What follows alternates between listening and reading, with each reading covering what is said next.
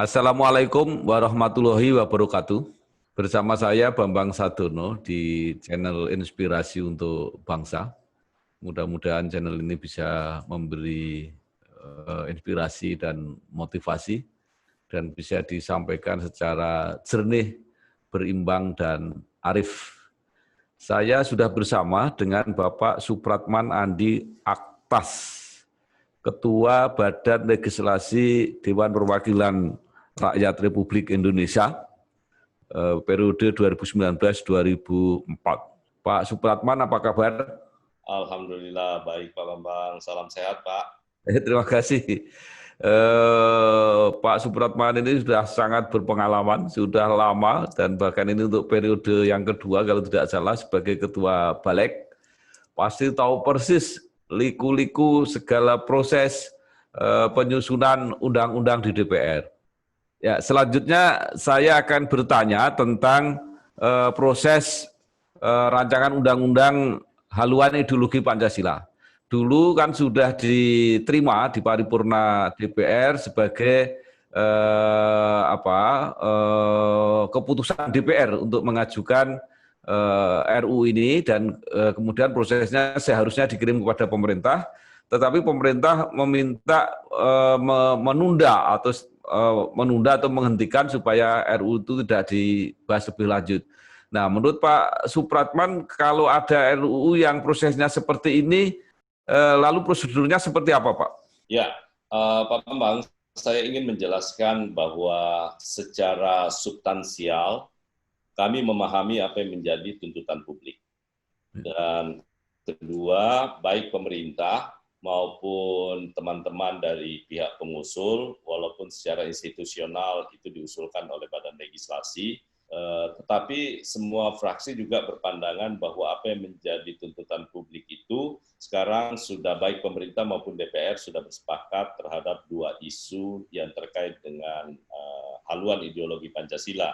Satu soal TAP MPRS nomor 25 tahun 66 itu, kemudian berkait dengan pasal 7 soal Trisila dan Ekasila. Saya pikir dengan pernyataan Presiden, kemudian kemarin beliau mengirim surat sebelum paripurna dilaksanakan, kemudian ada rancangan undang-undang yang baru yang diajukan oleh pemerintah, maka tentu sebenarnya secara substansi perdebatan kita harusnya tentang undang-undang HIP ini sudah kita anggap berlalu. Tetapi kan mekanismenya sebagai sebuah lembaga tentu tidak sesederhana yang kita pikirkan. DPR bersama tentu juga dengan DPD punya mekanisme yang diatur dalam Undang-Undang MD3, kemudian di dalam tata tertib, kemudian di dalam peraturan DPR, lebih-lebih lagi di dalam Undang-Undang 12 2011 dan 15 2019 tentang peraturan pembentukan peraturan perundang-undangan. Itu sudah diatur mekanisme menyangkut baik dari sisi perencanaan sampai kemudian pengundangannya. Nah, terkait dengan RUU HIP ini, memang kemarin tuntutan publik itu menginginkan supaya segera ini dicabut dari daftar prolegnas. Tetapi Mas Bambang kan paham betul bahwa berdasarkan tingkatannya itu berbeda. Jadi ada 4 jenis model yang ditentukan dalam Undang-Undang 12.11 itu, kemudian lebih diatur lagi dalam peraturan DPR nomor 3 tahun 2012 tentang tata cara penarikan undang-undang. Nah, karena Badan Legislasi sudah menyelesaikan proses penyusunan, kemudian DPR RI sudah mengesahkan dalam rapat paripurna sebagai usul inisiatif dan suratnya sudah dikirimkan ke Presiden untuk mendapatkan supres dan DIM yang seharusnya dikirim. Tapi kan kemudian tiba-tiba publik memperlihatkan penolakan yang luar biasa dan hampir semua elemen masyarakat berpandangan hal yang sama. Nah, tinggal mekanismenya yang akan kami atur. Kemarin Ketua DPR Ibu Puan bersama dengan Pak Sumi Ahmad Dasko, Wakil Ketua DPR RI, sudah memberikan penegasan bahwa terkait dengan RUU HIP itu tidak akan dibahas sekarang. Kemudian terkait dengan undang-undang baru yang sudah diajukan oleh Presiden, dalam hal ini adalah rancangan undang-undang Badan Pembinaan Ideologi Pancasila, akan kita rencanakan memutuskannya dalam masa sidang yang akan datang, apakah lewat proses pencabutan RUU HIP-nya lebih awal, kemudian memasukkan lagi prolegnas yang baru terhadap RUU Badan Pembinaan Ideologi Pancasila yang diusulkan oleh pemerintah, Bapak. Ya, Pak Supratman, apa justru nggak mungkin itu dilakukan bahwa apa yang diusulkan pemerintah RUU BPIP itu langsung aja dianggap jawaban pemerintah terhadap RUU yang diajukan oleh DPR. Kan boleh aja itu dimnya pemerintah mau mengubah judulnya, mengubah isinya dan sebagainya kan sama aja jadi satu kali jalan. Mungkin nggak kalau begitu? Persoalannya kan mekanismenya kalau seharusnya pemerintah itu setelah menerima surat dari DPR menyangkut usul inisiatif itu, pemerintah itu kan punya kewajiban dua, Pak Bambang. Satu, mengirimkan supres yang menugaskan kepada satu orang atau beberapa menteri untuk terlibat dalam proses pembahasan. Yang kedua, disertai dengan daftar inventarisasi masalah. Tetapi case yang ini berbeda. Kalau yang Presiden kirim kemarin itu adalah supres dan dim, baik itu merubah judul maupun merubah materi, maka itu bisa langsung kita bahas. Tetapi masalahnya pemerintah kemarin itu mengirimkan supresnya dan sekaligus mengirimkan rancangan undang-undang yang baru. Nah, tentu ini kan ada dua rancangan undang-undang. Nah, khusus untuk HIP, maka mekanismenya kalau nanti kita anggap sepakat nanti ya, karena kan belum diputuskan, sepakat nanti bahwa yang akan dipakai itu adalah rancangan undang-undang dari pemerintah, maka tentu mekanismenya kan harus lewat perencanaan lagi dalam bentuk prolegnas, Pak Bambang. Jadi nanti di sidang balik nanti dalam evaluasi prolegnas setelah masa reses ini berakhir, akan kita lakukan. Apakah mengeluarkan HIP di dalam daftar prolegnas, kemudian memasukkan undang-undang BPIP untuk prolegnas tahun 2021. Nah, mekanismenya nanti akan dimusyawarakan di tingkat Badan Musyawarah maupun pimpinan DPR, Pak Bambang. Demikian, Pak. Jadi maksud saya kalau solusinya tadi kan win-win solution, DPR tidak kesulitan mengenai prosedur, tapi pemerintah juga tidak kesulitan mengenai substansi kan. Urusan pemerintah ini kan cuma substansinya seperti itulah. DPR kan punya kesulitan ngatur prosedurnya seperti apa kalau seperti ini gitu. Kalau digabung jadi satu, menurut saya sudah selesai itu. Tapi ya oke. Nah, pertanyaan saya selanjutnya berarti sudah nggak relevan dong, Pak. Orang demo-demo tentang RUU HIP ini kan sudah sepakat semua bahwa pemerintah sudah mau mengganti substansi, DPR sudah mau menghentikan proses. Gimana menurut Pak Supratman? Setuju, Pak. Jadi kalau dengan jawaban pemerintah kemarin bahwa kan tadi saya bilang dua hal yang memicu eskalasi politik kita terhadap Undang-Undang HIP itu kan ada dua substansinya. Satu soal TAP MPRS tadi, yang kedua soal pasal 7 ya di draft RUU HIP terkait dengan Trisila dan Ekasila. Dan kedua substansi ini, baik DPR maupun bersama dengan pemerintah, sudah setuju untuk tidak memuat itu. Sehingga Undang-Undang BPIP yang diusulkan pemerintah itu hanya mencakup soal tugas, kewenangan, fungsi, dan struktur kelembagaan BPIP-nya. Serta tugas-tugas yang berkaitan dengan pensosialisasian Pancasila. Ataupun yang lebih kita kenal, ini kurang lebih sama dengan tugas MPR yang sering kita lakukan Pak Bambang ya, di antara DPD, DPR, di lembaga MPR. Nah, jadi dengan selesainya dua substansi ini harusnya sih perdebatannya di publik harusnya nanti kita akan kritisi lagi. Apakah kemudian, karena saya sendiri belum baca draft yang dari pemerintah Pak Bambang, tapi komitmen pemerintah bersama dengan DPR yang diwakili oleh pimpinan DPR kemarin, ini draft dari pemerintah akan disosialisasikan kepada seluruh elemen bangsa.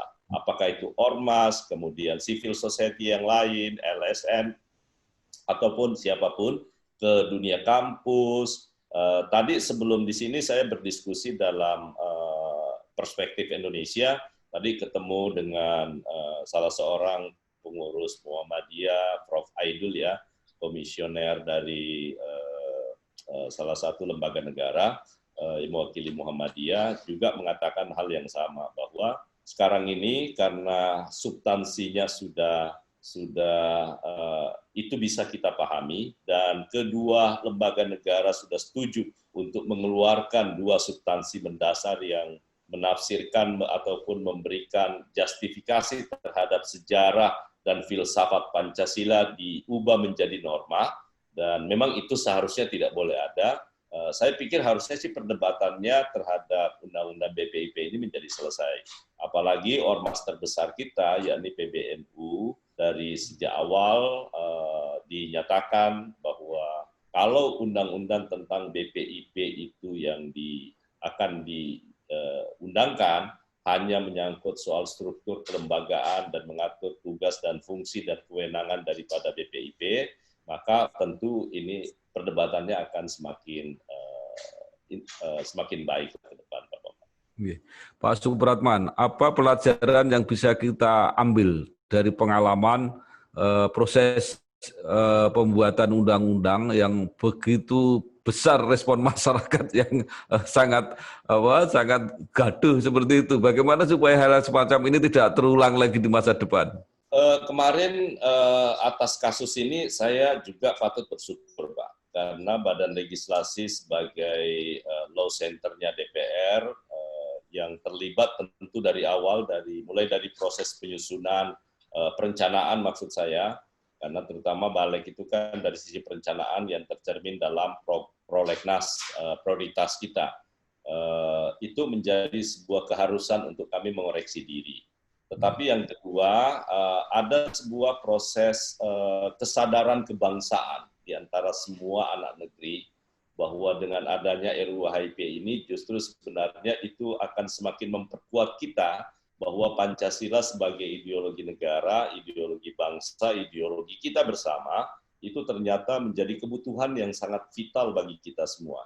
Sehingga ke depan saya berharap Pancasila ini tidak hanya sekedar kita narasikan, tetapi dalam implementasinya itu wajib untuk kita wujudkan dalam kehidupan keseharian kita, termasuk dalam berbangsa dan bernegara. Yang kedua, semangat dan hikmah yang perlu kita petik, bahwa ternyata kesadaran untuk menjadikan Pancasila sebagai sumber dari segala sumber hukum, sebagaimana yang dimaksud termaktub dalam Undang-Undang 12 tahun 2011, itu benar-benar akan menjadi bagian yang tidak terpisahkan dalam proses legislasi baik di pemerintah maupun di DPR. Tapi jangan lupa Pak Mas Bambang ya, kemarin itu kita Badan Legislasi diundang oleh pimpinan DPR untuk melakukan rapat konsultasi yang terkait dengan proses perencanaan. Nah, ada hikmahnya juga bahwa kita sudah menyepakati bahwa nanti dalam daftar prolegnas yang akan datang, yang di Oktober akan disahkan lagi prolegnas tahun 2021, kita akan meminimais jumlah RUU-nya. Sehingga target legislasi kita tidak sekedar jumlah, tapi kualitas perdebatan intelektualnya di parlemen itu bisa kelihatan. Kalau kemarin kita lebih banyak mengejar soal kualitas dan terlalu terpengaruh dengan undang-undang sektor, tetapi mudah-mudahan nanti pada tahun 2021 DPR akan dengan mengoreksi diri, termasuk dalam proses penyusunan, Pak Bambang. Jadi itu kita sudah sepakati dalam waktu 2 kali masa sidang, kemudian alat kelengkapan DPR yang ditugaskan untuk menyusun sebuah rancangan undang-undang itu tidak selesai, maka sudah diputuskan akan dikeluarkan otomatis dari program legislasi nasional. Nah, ini hikmahnya semua. Saya berterima kasih kepada seluruh elemen bangsa yang coba untuk memberi masukan bahwa ternyata proses legislasi itu baik di DPR maupun di pemerintah itu tidak boleh serampangan untuk kita lakukan. Demikian, Pak. Ya, terakhir Pak Supratman, kalau mendengar penjelasan Bapak tadi, jadi berarti demo yang kemarin itu salah sasaran semua. Artinya secara substansi belum ada masalah, yang RUU Cipta Kerja masih jauh pembahasannya, yang RUU HIP sudah disepakati untuk tidak dibahas seterusnya. Jadi apa yang harus dilakukan selanjutnya? Apakah ini komunikasinya tidak lancar atau gimana sehingga masyarakat tidak tahu persis apa yang terjadi di DPR? Monggo Pak Supratman. Ya, jadi Pak Bambang, saya justru berterima kasih dengan adanya demo, Pak. Jadi yang tidak boleh terjadi kan kemudian keretakan hubungan kita sebagai anak bangsa. Yang kita butuhkan adalah perdebatan intelektual sebenarnya, menyangkut soal kenapa ini bisa terjadi, dasarnya dari mana, dan itu harusnya yang kita bangun. Tapi intinya bahwa justru masyarakat kemarin itu mengingatkan kepada seluruh pemangku kepentingan, terutama bagi pengambil kebijakan, bahwa ada yang salah nih terhadap antara harapan dan keinginan publik dengan apa yang diputuskan oleh penyelenggara negara. Dan ke depan menurut saya ini bagus. Yang kedua, saya setuju Pak Bambang tadi menyatakan bahwa ada masalah komunikasi. Nah, ke depan kita memang harus melakukan sosialisasi, membuka public hearing kepada publik menyangkut soal undang-undang yang akan dibahas, sehingga masukannya itu bisa lebih maksimal. Dan oleh karena itu, khusus Undang-Undang Cipta Kerja, Pak Bambang, kami sudah melakukan itu di Badan Legislasi, bahwa publik boleh mengontrol DPR dalam rangka untuk pembahasan. Jadi kita buka lewat TV Parlemen, bisa ikut serta untuk melihat apakah ada masalah dalam kesepakatan antara pemerintah dan DPR, dan apakah logis perdebatan yang ada di dalam. Dan itu kita lakukan cara kami berkomunikasi, sekaligus cara kami menerima kritik dari masyarakat soal pola komunikasi yang terbangun antara DPR bersama dengan seluruh komponen bangsa. Iya, baik.